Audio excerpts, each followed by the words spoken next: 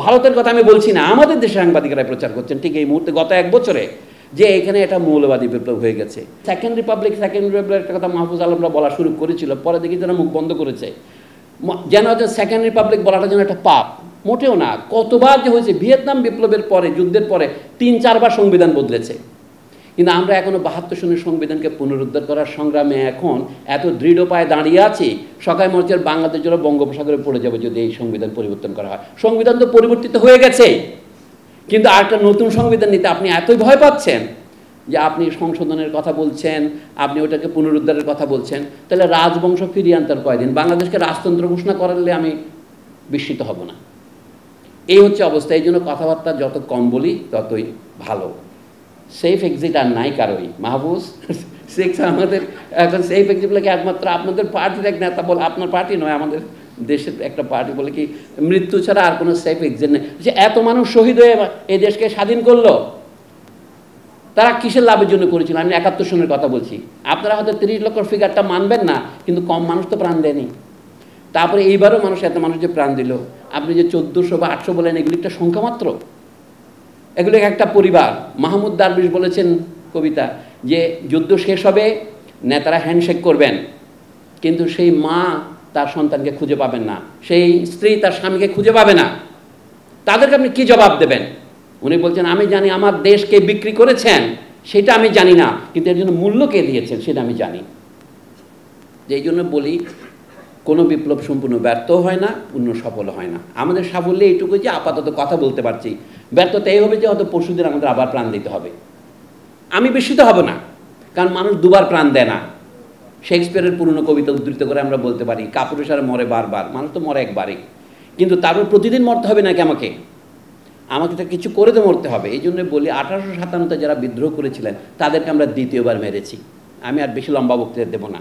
100 বছর যখন পূর্ণ হলো 1857, তাতে আমাদের বুদ্ধিজীবীরা কী লিখেছেন এবং এখন 2024-এর এই ঘটনা 100 বছর পরে কী লিখবেন, এটা তুলনা করুন। আমি একটা কাল্পনিক অঙ্ক তুলে ধরি আপনাদের সামনে। 1957, আমার জন্মের 1 বছর আগে, ভারতের কমিউনিস্ট পার্টি একটা পত্রিকা বই বের করে, নাম রিবেলিয়ন 1857। তারা এটাকে স্বাধীনতা যুদ্ধ বলেন নাই। 2 বছর পরে মস্কো থেকে একটা বই বের হয়, কার্ল মার্কসের লেখার সংকলনের নাম কি?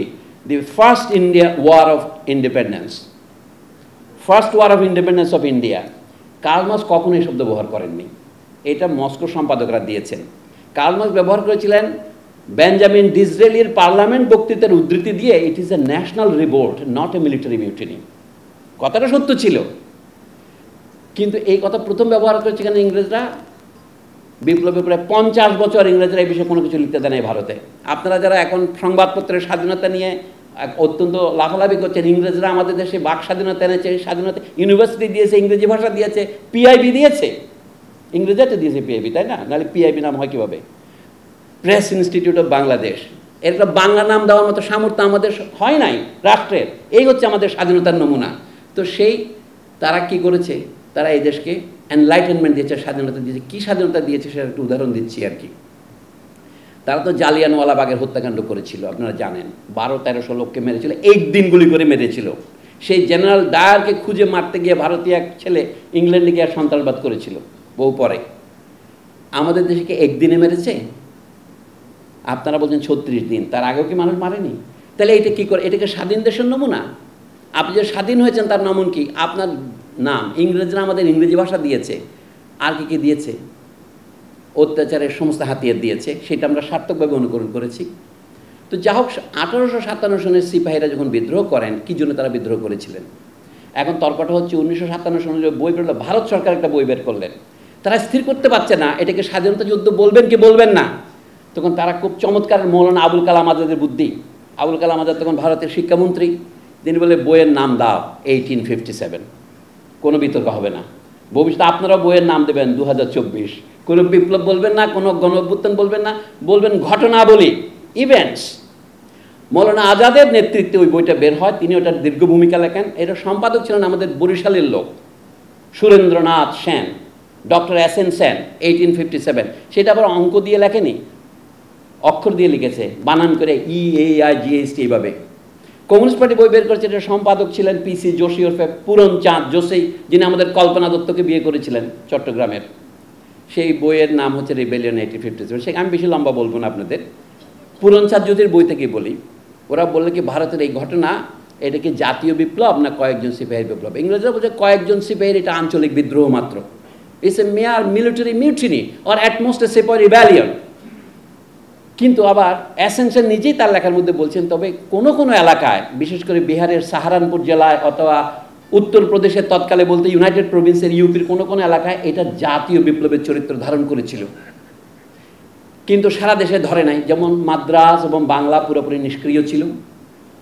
শুধুমাত্র উত্তরপ্রদেশের কোনো কোনো অঞ্চলে, বিহারের একটা জেলায় হয়েছে, পাঞ্জাব নিরপেক্ষ ছিল অথবা ইংরেজের পক্ষ নিয়েছে, নেপালের ইংরেজের পক্ষ নিয়েছে, মাদ্রাজ নিশ্চুপ ছিল, বোম্বেতে একটু করে আগুন জ্বলে উঠেছিল, সেটা নিভে গিয়েছে, সুতরাং এটা ভারতীয় নয়। হিসাব করে তিনি দেখালেন মোট ভারতের জাতীয় যে ভূমি সারা ভারতের তার 6 ভাগের 1 ভাগের মধ্যে বিদ্রোহ সীমিত ছিল। কিন্তু সেই 6 ভাগের 1 ভাগ জায়গাটা যে বর্তমান ইউরোপের অর্ধেক জায়গার চেয়ে বড়, ফ্রান্স এবং জার্মানিকে যোগ করলে যত এলাকা হয় তার চেয়ে বড় এলাকায় বিদ্রোহ সরিয়েছিল, সেটা কিন্তু আবার গোপন করেছেন। কারণটা কি? বাংলার বিদ্রোহীদের কথাই বলি। বাংলাদেশের একজন হচ্ছে গোপাল হালদার, যিনি বাংলা সাহিত্যের ইতিহাস লিখেছেন। 1857 সেই বইতে গোপাল হালদার একটা প্রবন্ধ আছে, নাম হচ্ছে কি যে রিবেলিয়নের 1857 আগে এবং পরে বাংলা সাহিত্য, ইংরেজি থেকে আমি অনুবাদ করেই বলছি, Bengali literature before and after 1857। সেখানে তিনি বললেন যে আমরা ভারতের বুদ্ধিজীবীরা, বিশেষ করে বাংলার বুদ্ধিজীবীরা সিপাহীদের কাজকে সমর্থন করি নাই। তার ভাষায় বলছি, ইট ওয়াজ এ হ্যাপহ্যাজার্ড, স্পন্টেনিয়াস অ্যান্ড অ্যাডভেঞ্চারাস মুভমেন্ট, কি ফিউডাল অ্যান্ড রিয়াকশনারি এলিমেন্ট দিয়ে যুক্ত। এটা সামন্ততান্ত্রিক শক্তিকে পুনরুদ্ধার করার জন্য, এই সামন্ততন্ত্রের নেতাকে দিল্লির বাহাদুর শাহ এবং জমিদারগণ, তালুকদারগণ, এই কারণেই আমরা সমর্থন করি নাই। সোজা কথায় কেন সমর্থন করি নাই? অ্যাসেনশন বলছেন খুব মজার বিষয়, ইংরেজরা 3টা ভালো সংস্কার করেছিল। এটা হচ্ছে কি তারা নারীর অধিকার পুনঃপ্রতিষ্ঠিত করেছিল, তারা সতীদাহ নিবারণ করেছে, বিধবা বিবাহের সুযোগ দিয়েছে, এবং ভবিষ্যতে অল্প বয়সে মালিকাদের বিয়ে দেওয়াটা বন্ধ করবে। রবীন্দ্রনাথ এটা মানবেন না, তারপরেও করেছেন। এইটাতে সিপাহীরা খুব খেপে গিয়েছিল। 1 নম্বর, এটা হলো রিফর্ম, রাইট অফ উমেন। এখন ইম্পেরিয়ালিজমের হাতে একটাই অধিকার আছে, এবং চেরি ব্লেয়ার বলেন অথবা এই ব্লেয়ারের বউ বলেন অথবা ওই বলেন কি নাম, ওর নাম ছিল আমেরিকান একজন, রকফেলার না, ওর নাম কি, Bush, Laura Bush, Cherie Blair, এদের একটাই মিশন, আফগানিস্তানের মেয়েদের অধিকার রক্ষা করতে হবে। আমি এখনও দেখতে পাচ্ছি সেই অধিকার তারা আসতেছে। এমনকি যে নায়িকাকে আমি পছন্দ করি, মেরিল স্ট্রিপ, সেও এখন বিবৃতি দিচ্ছে আফগানিস্তানের মেয়েদের উদ্ধার না করলে তার ভাত হবে না। এইটা লক্ষ্য করে অ্যাসেনশন বলছেন ইংরেজরা মেয়েদের অধিকার প্রতিষ্ঠা করেছে, সাধারণ মানুষকে অভিজাত শ্রেণীর সমপর্যায়ে করেছে, ইকুয়াল রাইটস ফর অল নির্দেশ করেছে। তৃতীয়ত, they improve substantially the conditions of the peasants, চিরস্থায়ী বন্দোবস্ত ইত্যাদির পরে। তো এইসব কথা দিয়ে যিনি বললেন ইংরেজরা যে সংস্কার কর্মসূচি করেছে তাতে ক্ষুব্ধ হয়ে সিপাহীরা ধর্মের নামে ইংরেজের বিরুদ্ধে বিদ্রোহ করেছে। আমরা কি করে সেই বিদ্রোহকে সমর্থন করি? এবং তারা যে সরকার প্রতিষ্ঠা করতো, যদি পারতো, জিততো, সেই সরকার কেমন হতো? It would have been more oppressive than the British rule. ওই বইতে আছে, আপনারা পড়তে চাইলে আমি ইংরেজিও পড়ে শোনাতে পারতাম, কিন্তু আমি আপনাদের সময় নষ্ট করবো না। এটা কার লেখা? অ্যাসেনশনের লেখা। আর গোপাল হালদার বলছেন কি এটা হ্যাপহ্যাজার্ড, স্পন্টেনিয়াস এবং রিয়াকশনারি, মানে ফিউডাল রিয়াকশন আছে। এখন সর্বশেষ আসি, তার নাম হলো বিনয় ঘোষ, যাকে আপনারা পছন্দ করেন সমাজতত্ত্বের ছাত্ররা, পশ্চিমবঙ্গের সংস্কৃতি লিখতে। বিনয় ঘোষের লেখা পড়লে তো আপনার আত্মহত্যা করতে ইচ্ছা করবে। উনি বলেন কেন জানেন? বাংলার বুদ্ধিজীবীরা এটা সমর্থন করে নাই সিপাহীদের কাজকে। এই সুবিধা ছিল চরম ধর্মান্ধ, এগুলো ছিল মৌলবাদী। মৌলবাদ কি? উনি বলেন বারাকপুরে যখন বিদ্রোহ দেখা দেয় মার্চ মাসে 1857 সনের গোড়ার দিকে, তখন সিপাহীরা প্রচার করলো কি যে এখানে গরু এবং শুয়োরের চর্বি মেশানো আছে এনফিল্ড রাইফেলের টোটায়, এটাতে কামড়ালে ধর্ম নষ্ট হবে। অথচ এই সময় বাংলার বুদ্ধিজীবীরা তখন সতীদাহ নিবারণের বিরুদ্ধে আন্দোলন করছে, এবং সেইটা হচ্ছে তার বিরোধিতা করছে রাধাকান্ত দেবের মতো অপ্রগতিশীল নাকি প্রতিক্রিয়াশীল হিন্দুরা, গোড়া হিন্দুরা। এখন সিপাহীদের বক্তব্য শুনে মনে হয় যে তারা রাধাকান্ত দেবের ভক্ত। তিনি আরও কি বলেন, এই সিপাহীগুলি কি জানেন? আমরা জানি এরা হলো রাজপুতনার এবং উত্তরপ্রদেশের বুইহার ব্রাহ্মণের ছেলে, এগুলি ধর্মান্ধ, আমরা ধর্মান্ধ যেতে পারি না, ইংরেজরা আমাদেরকে মুক্তির বাণী নিয়ে আসে। এটা লিখেছে বিনয় ঘোষ। নজরুলের মতো যারা এখানে সমাজতার থেকে আছেন, আপনাদেরকে আমি আহ্বান জানাই, পড়ে দেখেন বিক্রমশীলের লেখা। এই হচ্ছে বাংলার রেনেসাসের শেষ পরিণতি। 1947 সনে তারই পরিণতি হয়েছে। কলকাতা যখন রক্তের হোলি খেলায় মেতে উঠেছিল 1946 সনের 16 থেকে 20 আগস্ট, মৌলানা আবুল কালাম যা নিজ চোখে দেখেছেন, কিন্তু নিশ্চুপ হয়ে তিনি দিল্লি চলে গেছেন। আমি এই জন্য বলি, গত বছর যে রক্তের হোলি খেলা এখানে হয়েছে, এটা হয়তো মানুষ একদিন ভুলে যাবে, কিন্তু 100 বছর পরে আর কোনো ইতিহাসবিদ যখন আসবে, তখন তারা বিনয় ঘোষ এবং গোপাল হালদারের ভার ধরে বলবে এটা মৌলবাদীরা করেছে। এখন তারা বলছে না, কি বলছে, ইউনুস সাহেবের রসিকতা বোধ একটু খারাপ, মনে বলেন যে আমার তো তালিবানের মতো দাড়ি নাই।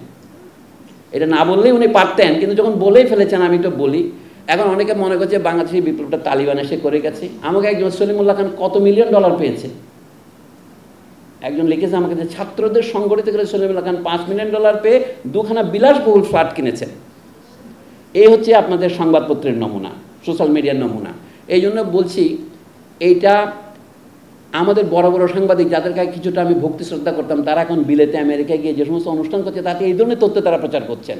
ভারতের কথা আমি বলছি না, আমাদের দেশের সাংবাদিকরা প্রচার করছেন ঠিক এই মুহূর্তে, গত 1 বছরে, যে এখানে এটা মৌলবাদী বিপ্লব হয়ে গেছে। এবং তারা বলছে মব, যখন একটা গ্রহের সাথে আর একটা গ্রহের সংঘর্ষ লাগে, আপনারা জানেন অনেক গ্রহ কণা গ্রহাণু হয়ে ছড়ে পড়ে, এগুলো উল্কাপিণ্ড আকারে পৃথিবীর পৃষ্ঠে আস্তে আস্তে জ্বলে যায়। আপনারা এটাকে মব সন্ত্রাস বুঝছেন।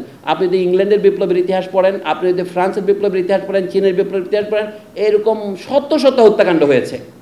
তার তুলনায় আমাদের দেশে বিপ্লব পরবর্তী হত্যাকাণ্ডের পরিমাণ অনেক কম। দয়া করে আমাকে হত্যাকাণ্ডের উৎসাহী যাতা হিসেবে প্রচার করেন না। এগুলো উল্কাপিণ্ডের মতো কিছু কিছু ঘটনা ঘটছে। আপনারা মব বলছেন কি? আপনারা বই পড়েন, জর্জ রুদের বই পড়েন, দি crowd in the French revolution. সব জায়গায় তো ক্রাউড থাকেই।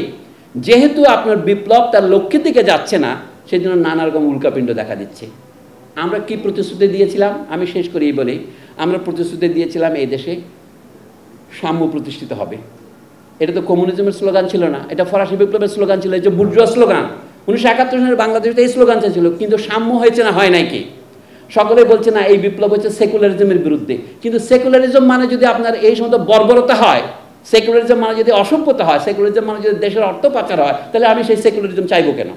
সেকুলারিজম শব্দের একটা অর্থ হচ্ছে ন্যায় বিচার। আপনি যদি ন্যায় বিচার না করে অন্যায় বিচারের নামে সেকুলারিজমকে ব্যবহার করেন, দেশের সম্পদকে বিদেশে পাচার করা, চুরি করা, এটা যদি সেকুলারিজম হয়, তাহলে সেকুলারিজমের জন্য আপনার উদ্বেগ টিকবে কি করে? ফ্রান্সের সেকুলারিজম মানে হচ্ছে মুসলিম মেয়েরা তাদের মাথায় স্কার্ফ পরতে পারবে না। তো সেটার বিরুদ্ধে যদি বিদ্রোহ কেউ করে, আপনি তাকে মৌলবাদী বলবেন? এবং বলছেন, কারণ ক্ষমতা যার হাতে থাকে সেই সত্যের ডিসকোর্স তৈরি করে। কেউ সত্য অনুসন্ধানের জন্য যায় না।